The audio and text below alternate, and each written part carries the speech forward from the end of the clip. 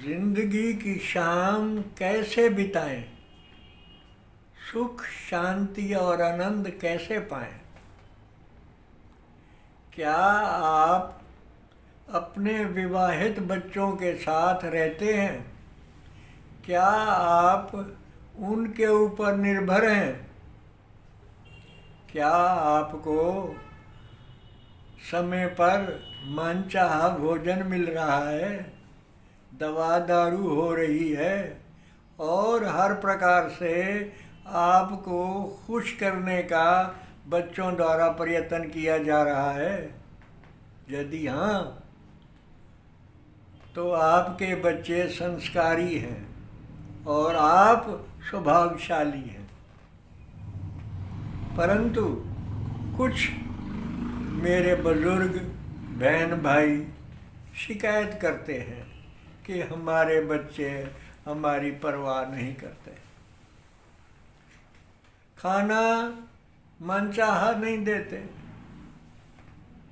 समय पर चाय नहीं देते और बीमार पड़ने पर इलाज करने में देरी लगाते हैं, इत्यादि इत्यादि।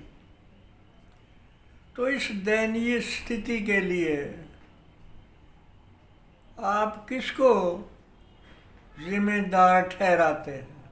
आज हम इस पर विचार करेंगे और कुछ बातों पर ध्यान देंगे जिसके द्वारा हम अपने जीवन को खुशहाल बना सकते हैं। सबसे पहले, यदि आप पति और पत्नी दोनों अपने विवाहित बच्चों के साथ रहते हैं तो आपको स्वयं को ध्यान रखना होगा कि आप एक दूसरे के साथ प्रेम प्यार से बोलें, आप एक दूसरे की भावनाओं की कदर करें, आप कभी ऊंचा ना बोलें, गुस्सा तो त्याग ही दें। अपने सामने बच्चों के लिए एक आदर्श पति पत्नी का उदाहरण सामने रखें। हमने देखा है अक्सर बुजुर्ग माता पिता अपने बच्चों से बहुत एक्सपेक्ट करते हैं और जब उनकी एक्सपेक्टेशन, जब उनकी आशाएं पूरी नहीं होती तो हताश, निराश और उदास हो जाते हैं। मित्रों, आपकी देखभाल करना, सेवा शुश्रूषा करना उनका धर्म है, उनका कर्तव्य है। यदि आपका बेटा आपकी सेवा कर रहा है तो वो अपने हित के लिए कर रहा है। क्यों? क्योंकि आपके पोते और पोतियाँ जब अपने पिता को देखेंगे तो वो भी अपने पिता के लिए ऐसी सेवा अच्छी करेंगे जैसे कि वो कर रहा है। इसलिए आप ये ध्यान रखें कि आपका बेटा एक गृहस्थी है, उसकी अपनी पत्नी के प्रति और अपने बच्चों के प्रति कुछ जिम्मेदारियां हैं। हम चाहते हैं कि हमारा काम तुरंत हो जाए। कभी कभी जाने अनजाने में विलंब हो जाता है या कभी चूक भी हो जाती है, तो आप उसको नज़रअंदाज करें, धैर्य से काम लें। यदि आप स्वस्थ हैं, सक्षम हैं, तो अपने काम स्वयं करें, इससे स्वास्थ्य भी ठीक रहता है। और अगर घर के कामों में सहयोग कर सकें तो और भी अच्छी बात। हमें जब खाना समय पर नहीं मिलता, अच्छा नहीं मिलता, तो हमें अपने बेटे से बात करनी चाहिए। थोड़ा बहुत एडजस्टमेंट करके मैं समझता हूँ आपकी समस्या का हल हो जाएगा। यदि किसी कारण ना भी हो, थोड़ा इम्प्रूवमेंट तो हो ही जाएगा। उस समय आप उस परम पिता का धन्यवाद करें और उस भोजन को प्रभु का प्रसाद समझ के ग्रहण करें। बुजुर्ग कभी कभी छोटी छोटी बात पर गुस्सा खा जाते हैं। जब व्यक्ति गुस्सा करता है तो पहले उसका ही नुकसान होता है।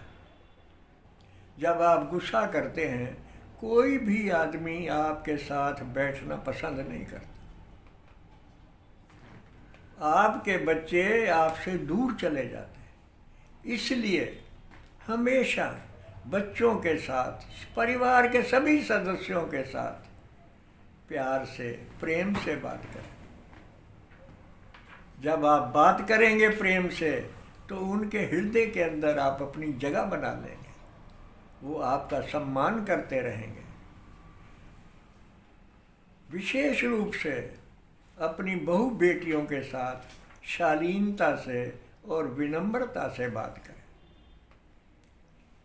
परिवार में रहते हुए भगवान ना करे कभी कोई आपकी बहू आपको कटु वचन कह दे, तो आपको संतोष रखना है, धैर्य रखना है और उसका उत्तर नहीं देना। उत्तर देने से बात बहुत बढ़ जाती है। इसलिए हमेशा ये समझ लीजिए, अगर आपको मान सम्मान पाना है तो आपको प्रेम प्यार से सबके साथ समय बिताना है। हमने देखा है बहुत सारे बुजुर्ग हर चीज़ में कमियां निकालते हैं। कमी निकालना बहुत ही आसान होता है। जब हम हर बार बच्चों की कमियां निकालते हैं, हमें चाहिए कि हम उन बच्चों की कमियों को नज़रअंदाज करें और जो उनमें अच्छाइयाँ हैं उनको उजागर करें, उन अच्छाइयों की प्रशंसा करें, तो बच्चों को उत्साहित करें। अगर कोई घर में ऐसी चीज़ बनती है जो स्वादिष्ट है, अच्छी है, तो बहू की प्रशंसा करना ना भूलें। जब कोई आपका पोता पोती कोई परीक्षा में अच्छे नंबर लेके आती है, उसको शाबाश दें, उसको कोई छोटा मोटा गिफ्ट ला के दें। बच्चों के साथ बैठकर थोड़ा समय बिताएं, उनको शिक्षाप्रद कहानियाँ सुनाएं और उनके साथ अपना तालमेल बना के रखें, ताकि बच्चे आपको चाहें, आपसे कुछ सीखना चाहें। इसके अतिरिक्त हमने ये भी देखा है कि बुजुर्ग लोग जब दुखी हो जाते हैं अपने बच्चों से, तो वो अपनी भड़ास निकालने के लिए जो भी मिलता है, चाहे घर में आया हुआ मेहमान हो या और कोई हो, सबसे अपनी बात, अपने बच्चों की निंदा करने लग जाते हैं। ऐसी उनकी आदत बन जाती है। ऐसा करना आपके लिए बहुत ही हानिकारक है। आप कभी भी अपने बच्चों की बुराई ना करें, चाहे वो कैसे भी हैं। यदि उनको पता चल गया कि आप उनकी बुराई कर रहे हो, तो जो सेवा आपकी कर रहे हैं वो भी करना छोड़ देंगे। आप सब कुछ जानते हैं, लेकिन वक्त आने पर भूल जाते हैं। यदि आप इन बातों का ध्यान रखेंगे तो मैं आशा कर सकता हूँ कि आपका जीवन सुखी होगा, आनंदमय होगा और शांति से कटेगा। नमस्ते, मेरी शुभकामनाएं आपके साथ।